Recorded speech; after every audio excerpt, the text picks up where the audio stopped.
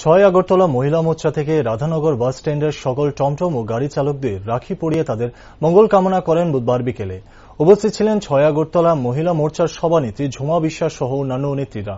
সাংবাদিকদের মুখোমুখি হয়ে মহিলা মোর্চার সভানেত্রী ঝুমা বিশ্বাস বলেন, আজকের দিনটা খুব বিশেষ একটি দিন, কেননা গোটা রাজ্য জুড়ে আজ পালিত হচ্ছে রাখি বন্ধন উৎসব।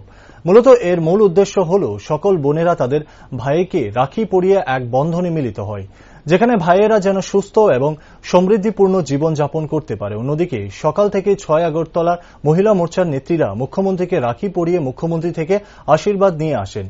পাশাপাশি অন্যান্য মন্ত্রীগণ এবং সংসদের রাখি পরিয়ে রাখি বন্ধন উৎসব পালন করেন মহিলা মোর্চার সকল নেতৃত্বরা।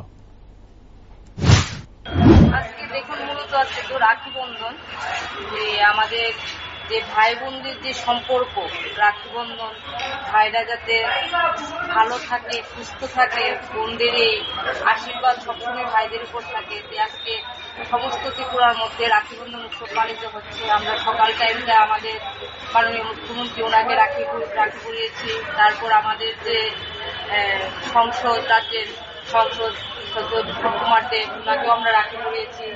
এখন আমরা রাধানগর স্ট্যান্ডে আছি, এখানে আমাদের অটো চালক, টমটম চালক ভাইদেরকে রাখি পরাবো। সমস্ত ত্রিপুরার সমস্ত ভাইদের মঙ্গল কামনার্থে আজকে এই রাখি বন্ধন উৎসব পালিত হচ্ছে।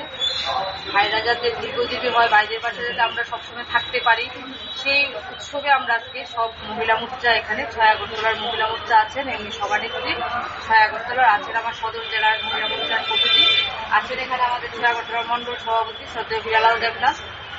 আমরা সবাই মিলে এই উৎসব আজকে উদযাপন করছি। আপনার নামটা?